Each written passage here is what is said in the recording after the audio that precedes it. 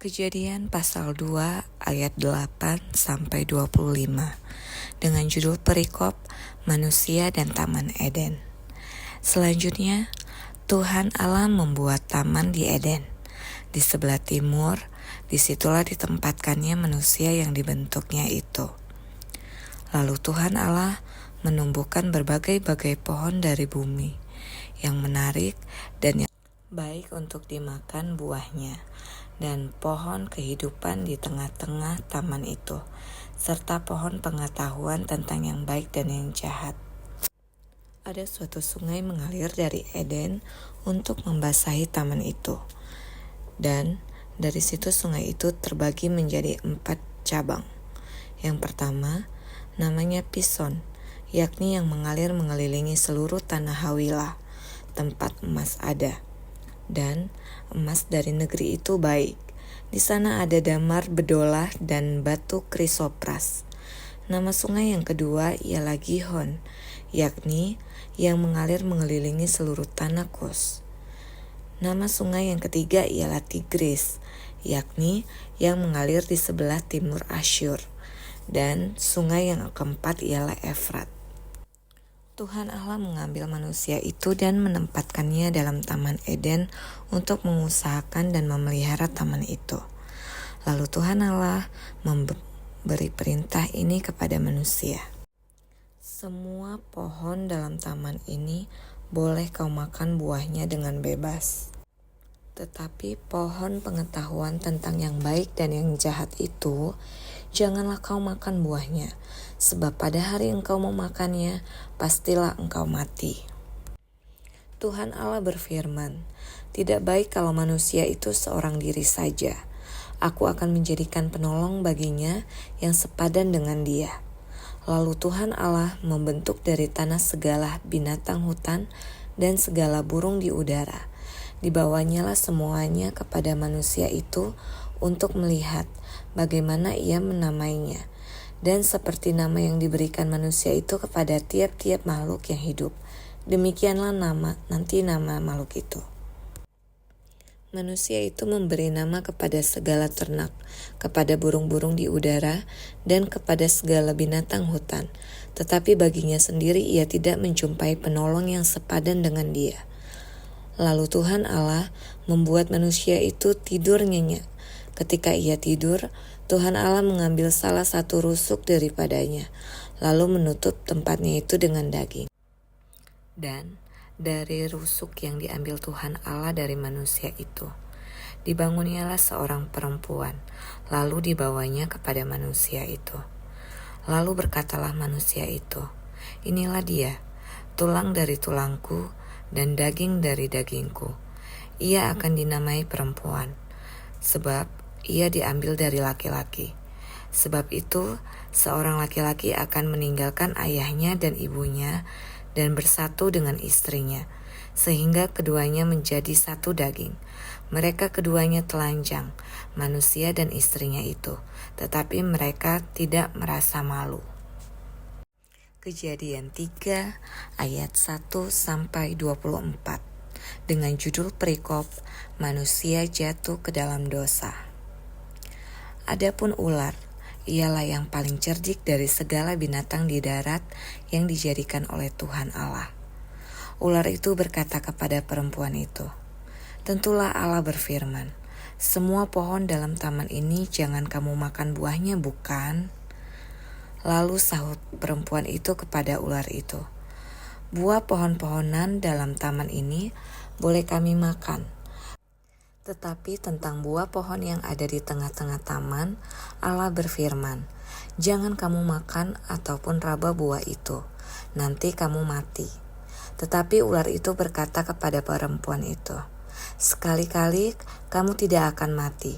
Tetapi Allah mengetahui bahwa pada waktu kamu memakannya, matamu akan terbuka, dan kamu akan menjadi seperti Allah, tahu tentang yang baik dan yang jahat. Perempuan itu melihat bahwa buah pohon itu baik untuk dimakan dan sedap kelihatannya.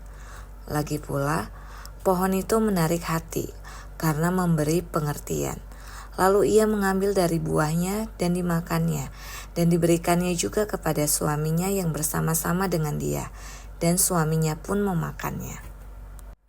Maka terbukalah mata mereka berdua, dan mereka tahu bahwa mereka telanjang. Lalu mereka menyemat daun pohon ara dan membuat cawat.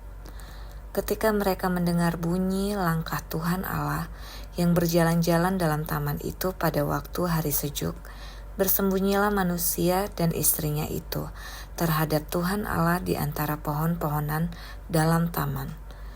Tetapi Tuhan Allah memanggil manusia itu dan berfirman kepadanya, "Di manakah engkau?" Ia menjawab, "Ketika aku mendengar bahwa engkau ada dalam taman ini, aku menjadi takut karena aku telanjang. Sebab itu aku bersembunyi." Firman-Nya, "Siapakah yang memberitahukan kepadamu bahwa engkau telanjang? Apakah engkau makan dari buah pohon yang kularang engkau makan itu?" Manusia itu menjawab, "Perempuan yang kau tempatkan di sisiku, dialah yang memberi dari buah pohon itu kepadaku, maka kumakan."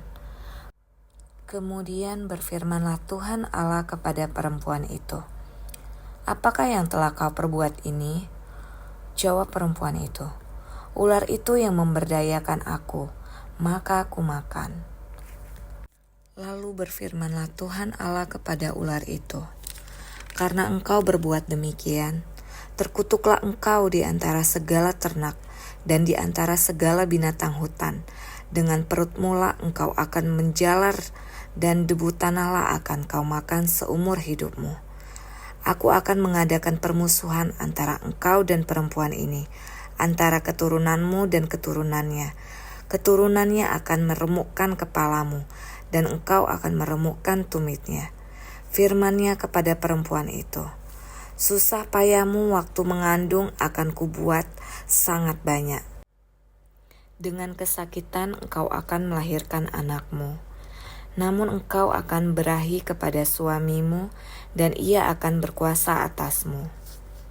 Lalu firman-Nya kepada manusia itu, "Karena engkau mendengarkan perkataan istrimu, dan memakan dari buah pohon yang telah kuperintahkan kepadamu, jangan makan daripadanya, maka terkutuklah tanah karena engkau. Dengan bersusah payah engkau akan mencari rezekimu dari tanah seumur hidupmu. Semak duri dan rumput duri yang akan dihasilkannya bagimu, dan tumbuh-tumbuhan di padang akan menjadi makananmu. Dengan berpeluh engkau akan mencari makananmu, sampai engkau kembali lagi menjadi tanah, karena dari situlah engkau diambil.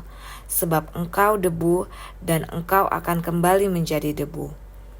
Manusia itu memberi nama Hawa kepada istrinya, sebab dialah yang menjadi ibu semua yang hidup.